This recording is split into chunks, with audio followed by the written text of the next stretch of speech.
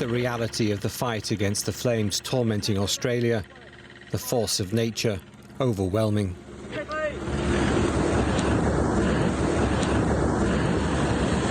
Wow. Yep. Just a handful of firefighters here. More than 3,000 others are on the front lines in New South Wales in one of the biggest fire disasters Australia has seen. 2 have lost their lives. And back in Australia to help coordinate the response, Prime Minister Scott Morrison earned outrage by leaving for a holiday in Hawaii as the crisis peaked. He's returned with repentance. I've obviously returned from leave, and I know that that has caused some great anxiety in Australia, and Jenny and I acknowledge that. If you had your time over again and you had the benefit of hindsight, then would have made different decisions. The past 2 days have been desperate in New South Wales, a situation officially termed catastrophic. As one official said, as bad as it gets. Exhaustion is setting in. Fatigue management and the drain, the relentless nature of this season is certainly taking a toll, and so too is the geographic spread of the activity. Those logistical challenges, those transport and accommodation challenges, spreading and moving people right across such a broad geographic area, all add to the challenges of fatigue and crew rotation. Maybe now, though, some respite. The intensity of the fires has eased as cold, wet weather moves in.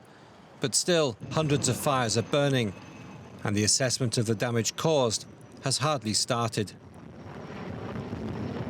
Journalist Roger Maynard is in Sydney following the blazes there. Roger, Prime Minister Scott Morrison has apologized after returning from vacation. Is there likely to be any political fallout for him? In other words, are Australians buying what he's selling? Not really. They're being rather cynical, I think, at this stage. His absence overseas, sunning himself in Hawaii while much of Australia burned, certainly didn't go down too well, and he's been absolutely pilloried in the press and on social media. As a result of that, he's under a lot of pressure to politically to pull out all the stops to try to restore his image. This morning he went immediately to the Rural Fire Service headquarters in Sydney to meet officials and also to discuss strategy with them. Also there were firefighters from America and Canada who arrived in Australia over the weekend to try to offer a helping hand.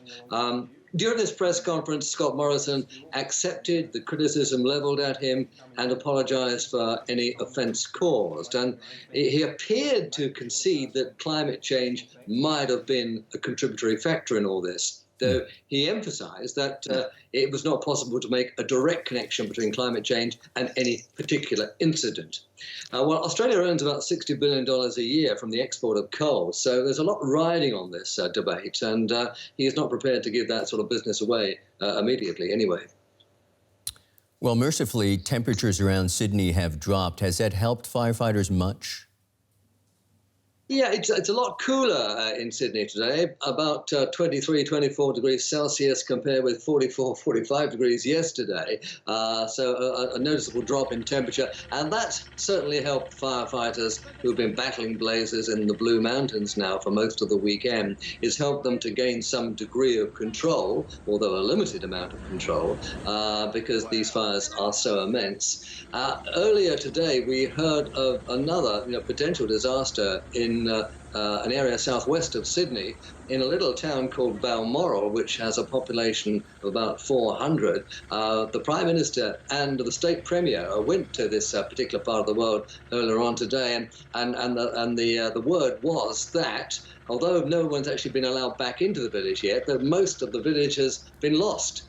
Such was the force of flames overnight. And that sort of story has been repeated in so many areas of Australia at the moment. In the Blue Mountains and in southwest of Sydney, we've got this sort of crescent of flame encircling part of the outer region of Sydney, and no one can really stop it, basically.